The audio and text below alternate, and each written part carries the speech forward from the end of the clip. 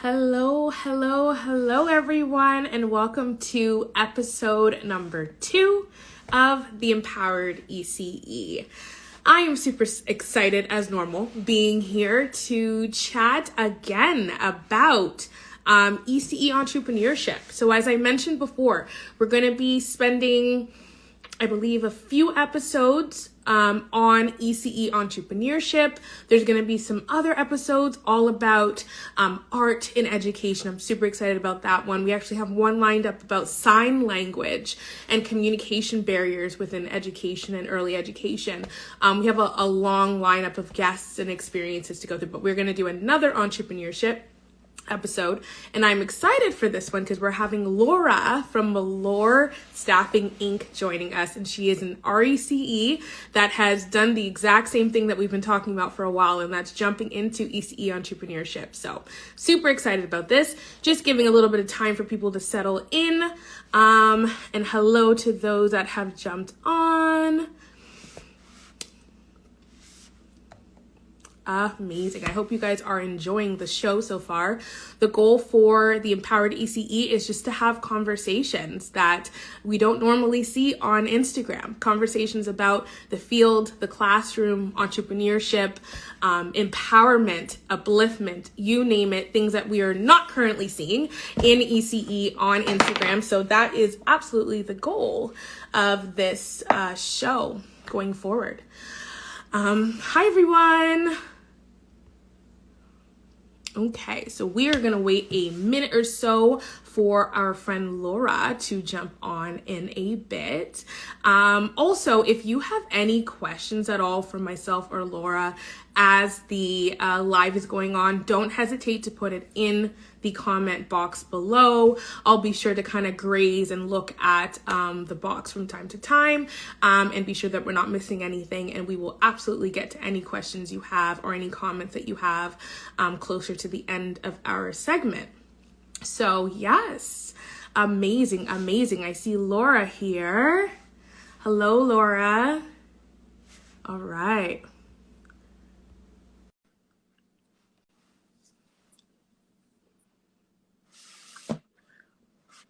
I'm in. Hi.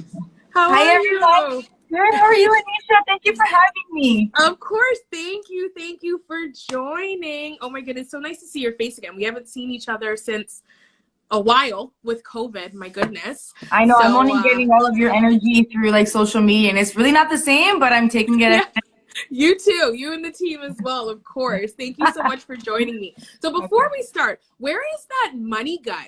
Oh my goodness, I need that.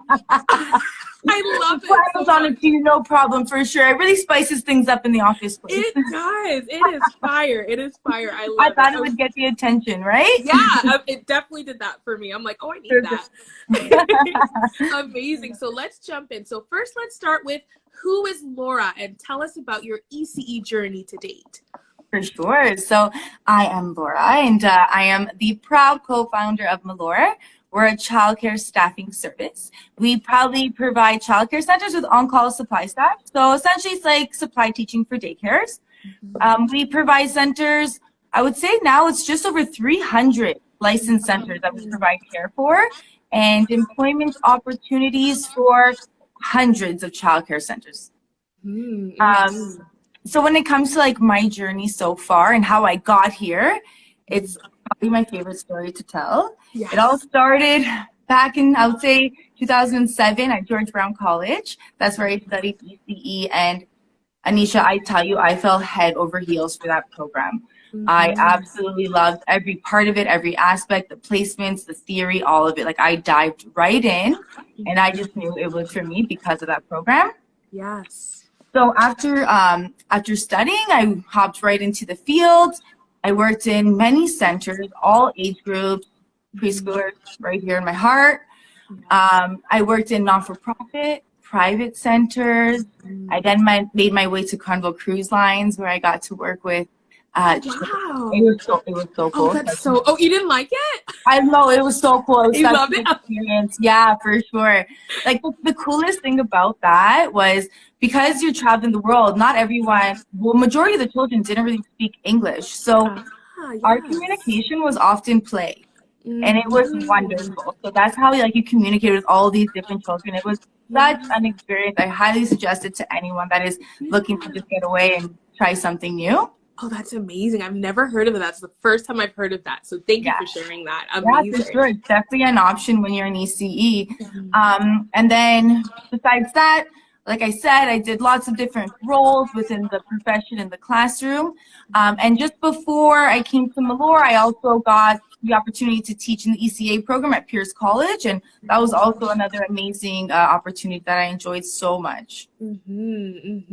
Well-rounded with lots of experience. That is amazing. So great. So you've took us through your journey through ECE. Now take us to the time when you decided to start MeLor. What was that process like? And what is the process of just getting into entrepreneurship? What was that like? I'm going to let everyone know that it's not easy and there's lots of tears, but with that comes great success and happiness for sure. So you have to have a little bit of a thick skin, and you probably won't have that at the beginning, but it's something that is built with entrepreneurship. The beginning of it all started really with my sister and I. I'm very close with my sister and my family in general, and we really wanted to just have a business that we can flourish in together. So we brought our two passions together, and MeLor started off as a daycare. So we created this business plan. For about 6 months, we worked on it for a daycare. Then at the end, we're like, we cannot afford this. So this isn't going to happen. So rather than giving up, we were still trying to work at it. You know, we tried to reach out to the banks and see what our financial opportunities were and continued to give it our go. And then one day, so I was still working in the classroom at this time. And as an educator, we also, when in need of supply, would use services, like agencies. So I would call, and they were always booked. I'm like, there's definitely some type of need here. And I remember it was so tricky for me sometimes to just get a day off or call in sick without feeling guilty, especially if I knew that that coverage wasn't there. And I just thought to myself, you know, as educators, we work so hard and we give it everything we got, and we deserve that time. And I think COVID taught us that, like, we need, like, when we're not well, we need to stay home. So knowing that it was an opportunity to maybe help the profession in that department, that's what led us to the staffing. So then we created MeLor Childcare Staffing Service. And maybe the daycare will happen one day, but right now we're super happy with this and just flourishing in it. Love it. Oh, that's an amazing story. And you know what? I love that you brought up the fact that, you know, as an educator, taking time off is super hard. And on the because I've played both roles. I've been in the role of a teacher. I've been in the role of an administrator, as a supervisor. And it's sometimes it's not that you don't want to give time off, but you're worried about the operational side of it sometimes too. But if you have an amazing service like MeLor, you don't have to worry about that. Everybody, it's a win-win for everybody. No, I hear you. And especially when you're in the classroom and like you have your room teacher that you're working with, like they're kind of your family. So then you almost feel guilty for leaving them and not knowing if the classroom is going to be secure, and it's going to be a stressful time. So yeah, we definitely do our best to take the stress out of all of that. Yes. And I'll definitely plug in there too. I've had an opportunity to work with the MeLor team, and their staff is just A1. They are an amazing group of educators that are not just there to be a body in the room. They're there with the passion for education and to support centers. So I definitely want to give kudos where kudos goes for that as well. We're really trying to raise the bar when it comes to childcare staffing, because when I was in the classroom, I did experience that. And that's not fair to those educators that are choosing to be a supply because they like the idea of making their own schedules, and maybe part-time and supply works for them. But it comes to a little bit of a stigma that we're trying to get rid of here for sure. Yeah, absolutely. I love that. Well, you kind of answered this question a little bit, but I want to dig a little bit deeper about that decision that you made to jump into entrepreneurship. What would you say brought you to saying, I want to try this, having a business for myself? What was that moment like? So I always had like a chase. I was always on the chase, you know? I tell you, like, the next job, the next position, the next promotion. I was always like, what's next? And it was exhausting, you know? That's me, yeah. It's either great, but it can be super tiring also. So that's what I knew. I'm like, you know what, that's going to be my what's next, right? So I literally just planted myself in entrepreneurship. And what I mean by that is like articles, success stories, webinars, joining associations, like anything that I can just put myself around and in and involved in that had to do with entrepreneurship, I did. So it kind of like created this like mind frame for me, and I was just like ready for it. And to be honest, it wasn't overnight. So from working in the full-time classroom, I was in a preschool classroom at that point, I ended up moving to a split shift. I'm like, you know what, the split shift will help me. I can then have some time within the day to work on my personal stuff. And mind you, I had like such an incredibly supportive boss that like accommodated all of these things, because she knew that I was kind of making my way towards entrepreneurship. So then from doing the split shift, I made the decision I could just do 2 to 6. And then it just took that one day where I was overly exhausted to say, you know what, I'm ready to take the plunge. And I did. And then I just went 2 feet straight in, and it was hard for sure. It was very challenging, especially like financially, right? That was obviously like the hardest thing for me. And benefits and all that. Like you don't have that as an entrepreneur, right? Like you have all the glory and the title that comes with it, but there's a lot of responsibility for like you, yourself, and your needs that are in your hands. So, but I just took that plunge and never looked back. Oh, I love that. I love that last piece especially. But yeah, that part where you mentioned, it's almost like there's a switch over in security that happens. I can definitely relate to that, of this when you are working in a role and you have benefits and you have all of those different aspects, there's a security there. And when you jump into entrepreneurship, it's not there initially. So you have to kind of fend and learn for yourself, but it does always work out in the end because your passion leads the way. So that's a big 100%. Part as well. I love that. Okay. So now let's get with the real stuff. So what would you say is the hardest part of your role right now? The hardest part for me is something that I've always struggled with. In like the manager position, like the owner position, I always had a tough time like setting boundaries with me and the team, or you know, because I'm always used to working with educators. So setting those boundaries was always a tricky thing for me. So that's definitely mostly what I would struggle with. And of course, let's be honest, you know, staying on schedule, pushing yourself, being consistent. There's no one there that's doing it for you. You're on your own. You need to set this bar for yourself. So that's definitely probably the trickiest part for me. Yes. And it's funny because you're not the only one. I think we had Carla on, and that's the first thing she said too, was boundaries. Boundaries are hard for yourself.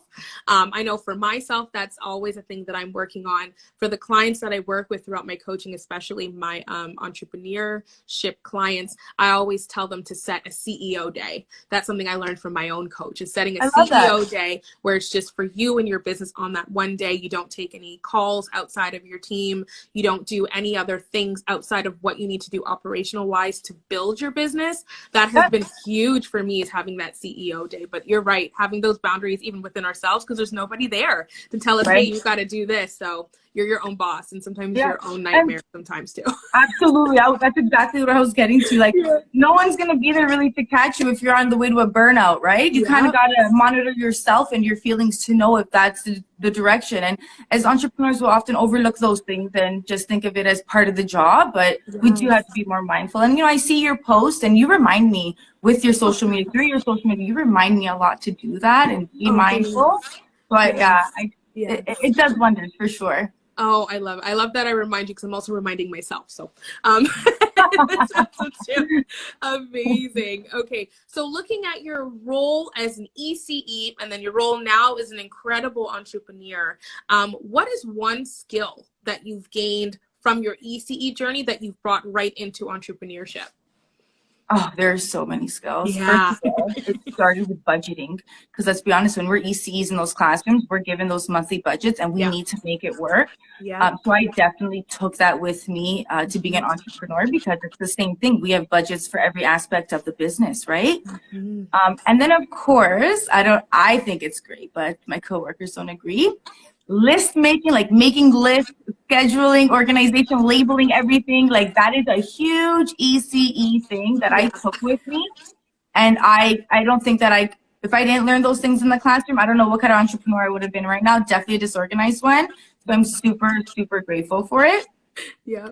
And then, as an ECE, like, what do? We follow routines and schedules all day, right? We create them, we follow them, and we implement them. So now, being an entrepreneur, I literally live off routines and schedules that I create and I implement, and it's the only way that I can function to the best of my ability. Love it. Love it. Yeah. And I love asking that question as well, because I really want to show those that are watching, that are looking to take the leap in entrepreneurship, to help them feel confident that they've got the skills in them already. You don't have to be major business people with a business degree to do this. Sometimes it's just going on a whim and what we already know, and that's just perfect enough. So I love what you've shared. Amazing. That also went through my mind too, right? Like, I didn't have that degree. I didn't go to business school. So you always do wonder, like, can I do this? Is this for me? Do I have the knowledge? But we can learn everything. Like, we teach, right? So if we teach, we can learn. Absolutely. And one thing I know that I've learned, working with a lot of clients on the consulting piece of what I do, I work with a lot of board of directors. I work with a lot of owners that don't have the background in ECE, but are business people. And there's a lot of things that we have as ECEs that they don't have. Relationship building is a huge thing in business that we are all learning now, especially with COVID. And you don't learn that in business school. You learn that through having effective relationships with people in the field and outside of the field. So we've definitely got the power.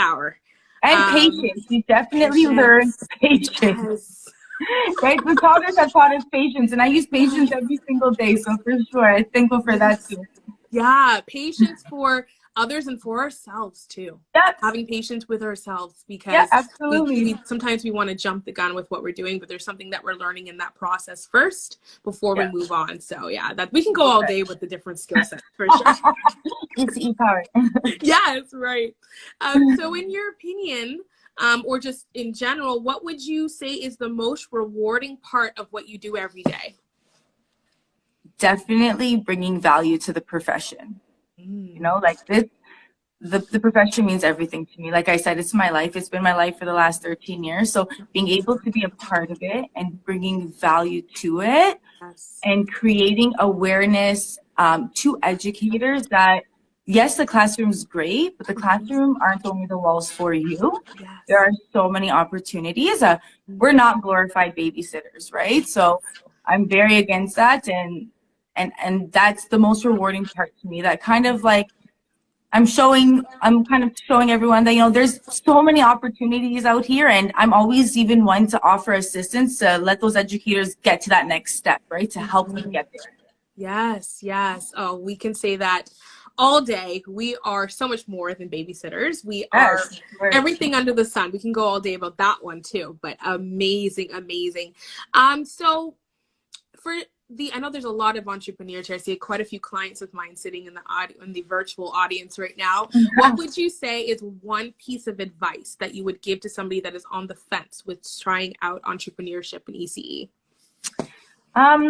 I would say start with a business plan. There is so much that you can learn about your thoughts and your ideas once you put that pen to paper. And I can almost guarantee everyone, once they begin a business plan, that initial idea that started it will not be the idea that it ends with. It might be an entirely new business, and that's like the beauty of creating a business plan. And sometimes we overlook it and think that it's not necessary because we have this great foolproof idea, but trust me, put that pen to paper and just see what comes out of it. Right. And I can imagine for you guys just seeing the evolution of your ideas come to place when you go back to that business plan. Oh, it's so funny. Like, we can make a book out of all the business plans that we created, and we are absolutely nothing of what we have right now. So they're kind of like stored somewhere for us to just reflect on and laugh about. Yes. But and also like make as many connections as you can. Like when I was an entrepreneur, when I first started it, social media was big, but like now maybe I just didn't know. But I mean, like for you, and like you've introduced me to so many people in the profession, and vice versa. So like just get out there, network as much as possible, because sometimes you can meet someone, team up, and the magic happens, or get ideas from other people. So making connections is super, super important when you're trying to become an entrepreneur, especially in the childcare profession. Yes. Oh, I love that. I love that. So the very last thing I have for you before I let you go, even though I don't want to let you go because we can go on with this conversation forever, is so usually I do a promo plug, but I know for you guys it's a little bit different. I do see quite a few ECEs watching, so I would love to give you an opportunity to share about working with MeLor in case anybody is looking for that role of being a supply ECE or ECA as well. Yeah, for sure. So for all those ECEs who are watching, if I don't know you, I want to get to know you. We take great pride in the employment that we provide. So whether you're looking to have a job with flexibility regarding your hours or your locations, like we're a great opportunity for that. So we're always welcoming applicants to come and apply to our positions. Summer is approaching. So for those students or those people that are looking for maybe a lighter schedule in the summer, we're a great opportunity for that also. Feel free to just send over your resumes. We have a super amazing website that we just revamped, so feel free to check it out. And all of our information is there too. At MeLor, like with our team, we make their mental health a priority. So really, like if you need that time off, like we're here to support our team, whether it's the mother that wants to stay home to take care of her kids a couple days a week or needs to leave their shift by a certain time to ensure that they can care for their other needs, like we're there to support it. So flexible hours, flexible schedules. Yeah. This is where it's at. Amazing. Yeah, that's incredible that you've mentioned. It's very rare that workplaces talk about mental health and just needing that time. So I love that you guys talk about that. And then also off the top of my head, I'm thinking entrepreneurs, those that are looking to start their own businesses and they just want to, get a few hours in or there to support. MeLor would be amazing for that, right? Yeah, for sure. We open our doors to absolutely every opportunity possible. We're here for the profession, to make it better, to make it great. So whatever that means, we are here. And even if it's just a simple conversation, just to touch base and to connect, I'm here for that too, right? And there's also like services. So people nowadays, they have services that they're offering geared towards children or childcare. Feel free to connect with us. We can plug in those services maybe through our website. We do email blasts. We can get you in connection with those childcares that we service for sure. Amazing. Amazing. Well, thank you so much, Laura. That's all the questions I have for you. Your story is amazing. And it was such a pleasure having you because I think sharing the story of your journey of being an ECE to now being an entrepreneur, a powerful entrepreneurship at that, is important to share to show people that sky's the limit. The sky's the absolute limit. I love that. And thank you for like organizing these episodes. It really does bring value to the profession. And you're just encouraging and so inspirational to me and so many others. Like, keep it up. We need more of this in the profession. So it is fantastic. Thank you. And thank you for everyone for watching. Of course. Take care. Thank you guys. Bye. Bye, Nisha. Thanks. Take care. Thanks.